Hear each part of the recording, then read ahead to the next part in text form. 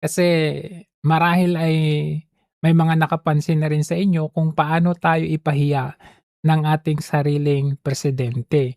Una pa lang tignan ninyo dito. Gaya ng ginawa niya sa Japan, siya yung bukod-tanging nakasuot ng shades. This one is just merely showing you're being disrespectful sa iyong mga pinupuntahan, no? Walang naka-shades niyan, oh, ito cameraman, pero yung mga leader, they should portray high and utmost respect sa kanilang mga pinupuntahan. Lalo na hindi niya alam kung ano yung mga tradisyon at custom ng bansang pupuntahan niya. Tingnan niyo, akala mo lang kung nasaan siya, eh. Bakit niyo pinapakain yan? Hindi kumakain yung adik. Ay nako. Tapos dito rin, tignan ninyo dito. Dito sa pagsuot ng earpiece, hindi niya alam kung saan niya ilalagay, pero inilagay niya sa kaliwa, which is mali. Но прежде всего хотел бы еще раз поздравить вас, уважаемый господин президент, и весь филиппинский народ с прошедшим 12 июня днем. Yung paglagay nila dito sa my right side. Ba't hindi mo kasi tinunuan? Auntie Claire. Tingnan siya, Auntie Claire. Oo.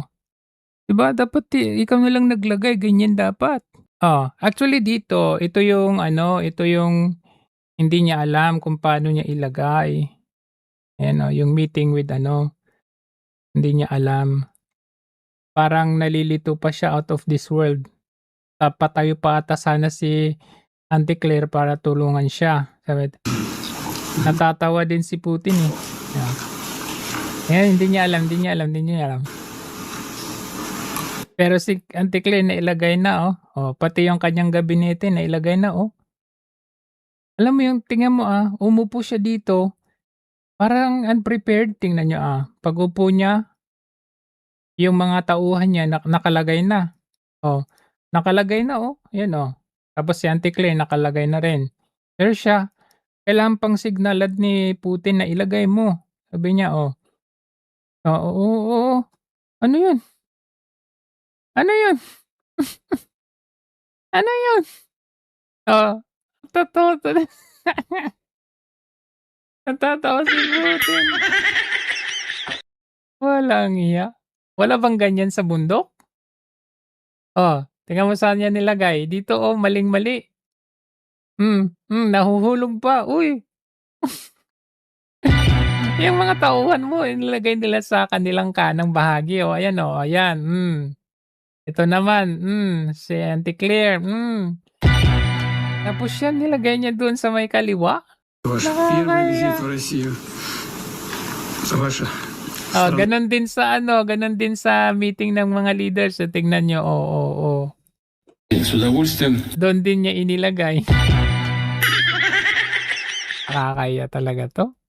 May ipinasang batas ang Russia ni Putin na lahat ng kumakampi sa ICC ay pinapa-aresto niya. Kaya nga sabi ko bago siya dumating ng Russia sana arestuhin ito pero siyempre hindi naman niya arestuhin kasi on an official function naman kasi ang nangyari dyan So, pero usually kapag kumampi ka sa ICC, aarestuhin ka. May batas silang ipinasabatas na ganyan Ngayon, nakakuha umano ng 20 bilyong piso ang magkapatid na sina First Lady Liza Araneta Marcos at Martin Araneta mula sa maanumalyang importasyon ng mga agri-products sa bansa. Yan ang pinakabagong pagbubunyag ni dating Congressman Zaldico sa kanyang video na pinost sa kanyang social media account. Vic Sumintak sa balita. Last year pa ito Hindi lamang sina Pangulong Ferdinand Marcos Jr., dating House Speaker Martin Romualdez at Presidential Son Ilocos Norte Representative Sandro Marcos, kundi kasama na rin sina First Lady Liza Araneta Marcos at kapatid nito na si Martin Araneta sa isyu ng anomalya sa gobyerno.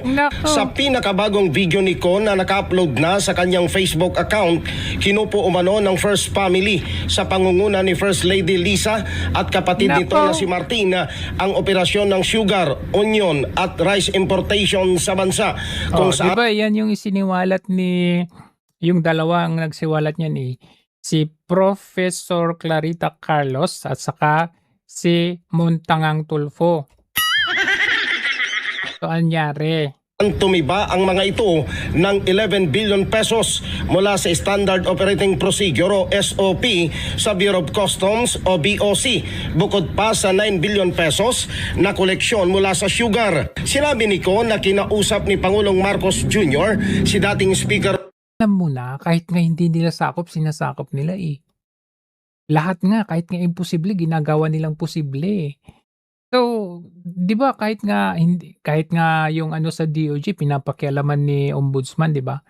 So, okay lang na hindi niya trabahuin. Pero yung kahit magbigay ng pahayag ba or kumbaga rekomendasyon, mga ganun. Pag kalaban, lahat ng imposible, pwedeng posible. Pero pag sa kanila, maaaring sabihin nila, "Oh, hindi ko sakop 'yan."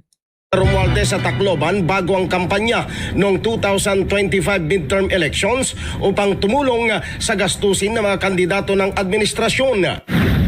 Nagkwento sa akin si dating Speaker Martin Romualdez, kinausap daw siya ni PBBM sa Tacloban para tumulong sa gastusin ng mga kandidato mula national hanggang local candidates. Ang sagot ni Speaker, naibigay na niya ang SOP collections sa Bureau of Customs na umabot sa 11 billion pesos. Dagdag pa dyan, may 9 billion pesos collection mula sa sugar na ayon mismo sa kanya ay pinaghahatian lang ng 5 kumpanya para makontrol nila ang presyo ng asukal sa merkado. Ayon kay Ko, kinokontrol ng First Family ang presyo ng asukal at si Martin Araneta ang humahawak at kumokontrol sa presyo ng sibuyas. Kaya walang nangyari noong 2022 investigation ng Kamara sa lumubong presyo ng sibuyas dahil mismong si First Lady Liza ang nagpatigil ng investigasyon. Noong 2022, nagkaroon po ng investigasyon sa Kamara na pinangungunahan ni Congressman Toto Swansing dahil sobrang taas ng presyo ng sibuyas. So yan yung isang reason kung bakit ayaw din nilang mapauwi ng Pilipinas or mapatawag ito sa hearing. Kasi nakita nyo, meron siyang mga salaysay na ganyan. Ang tanong, kung talaga sila na hindi sila guilty, bakit hindi nila ipapatawag yung mga ito? O sabihin na natin, sige, hayaan mo na yung 18 Marines. O ito no, ang tagal na to. Last year pa to nung lumabas si Zaldico, bakit hindi nila binigyang pansin? Because they are very quick to dismiss. Kasi guilty sila. As nakita nyo nga, pati ngayong anak, galit na galit eh. Nakita nyo paano niya pagalitan o bastusin ang isang reporter? O ganyan, o tignan ninyo ugali nito. Sa palibhasa kasi guilty, tignan nyo. Assistance ng House. Ganito ba ang pag-uugali ng isang public servant? Mga victims ng earthquake. I'm sorry? Earthquake in Manila. Yeah. MAIP or medical assistance, whether it be constant communication with all of those affected to make sure that the leadership gives everything that it can sa ating mga kababayan na apektado. Okay? Zero daw yung budget ng para sa MOE, yung Gensan. Si Eden Santos ang nagtatanong yan eh. Halata pa lang sa boses. Alam ko na alam niya. Alam ko na kilala niya si Eden Santos. Kaya ang ginawa niya, pinersonal niya. May mas matinding mga tanong pa nga dyan eh. Ibang mga hindi naman niya ginanyan. Tignan yung ginawa niya. Ma'am, parang kwento-kwento lang yan. There's no such thing as zero MOE. There's no such thing as zero budget either. So wala rin AIDS or MAIP, yung Gensan. Ma'am, that's impossible. Saan mo yan narinig? Yun po sabi ni... Ipa-verify mo muna dapat. Yun po sabi ni Congress. Hindi, sabi-sabi. Yan ang sinabi mo. Yan ang narinig mo. Verify mo ba? Yun po ang... No. Answer my question. Oh. Yan? Yan sinasabi niya susunod na presidente? Walang hiya. Mapapamura ka na lang talaga. Gagoy nyo, mga tanga! Verify mo ba? Verify mo ba? District Representative. Verify mo ba, yes or no? Wow. Okay. Ginawa pa niya hearing, yes or no? Okay, so next time, ma'am, i-verify muna natin bago natin itanong para hindi lang kwento. So, hindi lahat ng nakasmile ay mabait. Yan, ebidensya.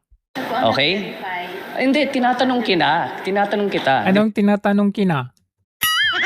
Walang word na kina. But as journalists, it's also our responsibility to verify the information that comes to us before we ask those who are being interviewed. Yes. Okay. So next time, Alam niyo sino sumuko? Siya. May tanong pa si Eden Santos, okay. Tapos, tatalikod na siya dyan. yes po ma'am. So next time, let's just verify. Kasi before that, kwento-kwento lang yan. As far as I know po, wala pong zero na ganun. Lalo Hindi mo kaya si Eden, hindi mo kinaya. Reporter pa lang yan. na si Jensen, who would be so stupid to do that? I mean, really. Thank you. Siya na yung nag-dismiss. Tingnan nyo, di ba? Napakabastos.